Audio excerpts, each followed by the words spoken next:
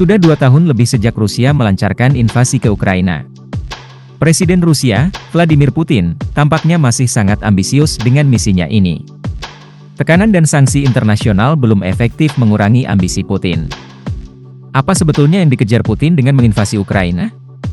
Thomas Graham, ahli di Council on Foreign Relations membagi ambisi Putin di Ukraina menjadi 3 poin utama: melemahkan hubungan Ukraina dengan Pakta Pertahanan Atlantik Utara, NATO, menghalangi nasionalisme warga Ukraina, dan memperluas perolehan teritorial.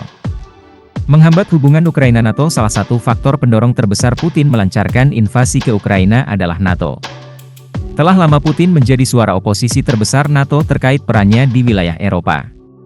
Dalam sebuah rancangan perjanjian keamanan Rusia yang dirilis sebelum invasi, hal yang paling ditekankan adalah NATO, bukan Ukraina. Melalui rancangan perjanjian tersebut, Rusia berupaya menuntut agar NATO menghentikan upaya perluasannya, tidak menempatkan senjata ofensif di sepanjang perbatasan Rusia, dan penarikan infrastruktur NATO kembali ke garis tahun 1997 saat penandatanganan NATO-Rusia Founding Act, tepatnya 2 tahun sebelum gelombang perluasan NATO pertama pasca Perang Dingin. Saat ini, hubungan dekat antara Ukraina dan NATO menjadi kekhawatiran Putin yang utama. Perluasan NATO ke Ukraina merupakan sebuah ancaman terhadap keamanan Rusia. Tak hanya itu, perluasan NATO ke Ukraina juga berarti NATO telah melanggar janjinya pasca Perang Dingin untuk tidak memperluas keanggotaannya 1 inci pun ke arah timur. Terlebih lagi, Ukraina punya hubungan baik secara individual dengan negara-negara anggota NATO, salah satunya rival terbesar Rusia, Amerika Serikat, AS. Dalam pandangan Putin, NATO telah dengan sengaja memperluas kekuasaannya ke arah Ukraina karena hendak menjadikan negara tersebut tempat untuk melancarkan serangan kilat terhadap Rusia. Pernyataan NATO bahwa hubungannya dengan Ukraina hanya sebatas hubungan kerja sama defensif tampaknya tidak didengarkan Kremlin, kata Graham. Selain alasan tersebut, Putin juga khawatir akan pengaruh NATO terhadap persepsi warga Ukraina akan Rusia. Pada pidato-pidato besar menjelang invasi, Putin beberapa kali mengeluhkan bagaimana Barat dapat berperan dalam mengubah Ukraina menjadi anti-Rusia. Memadamkan nasionalisme. Selain khawatir dengan NATO, operasi militer Rusia di Ukraina juga punya 2 maksud lain, demilitarisasi dan denazifikasi. Yang dimaksud demilitarisasi adalah bagaimana Rusia berkeras terhadap netralitas Ukraina.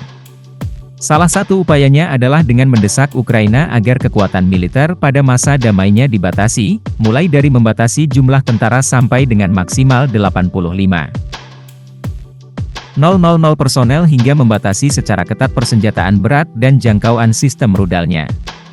Sedangkan, yang dimaksud dengan denazifikasi adalah Rusia ingin menghadang pertumbuhan nasionalisme yang agresif di Ukraina. Graham menyebutkan bahwa Rusia ingin agar Ukraina mencabut undang-undang yang mendukung pandangan sejarah era Soviet yang bertentangan dengan versi yang disetujui Kremlin.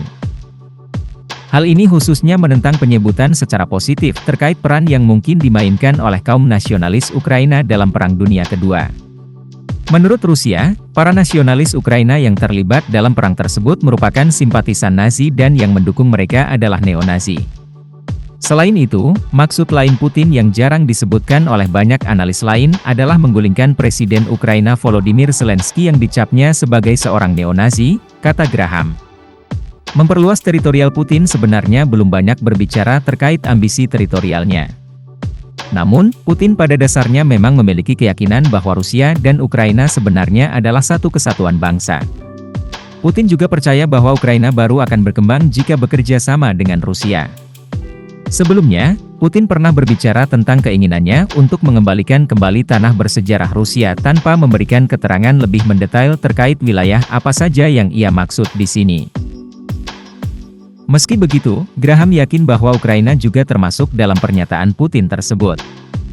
Terlebih lagi Rusia juga telah mengontrol 2 wilayah Ukraina jauh sebelum invasi di tahun 2022, tepatnya pada tahun 2014 ketika Rusia menganeksasi Crimea secara ilegal dan beberapa bagian dari 2 provinsi di wilayah timur Donbas, tempat mereka menempatkan beberapa pemimpin gerakan separatis pro-Rusia.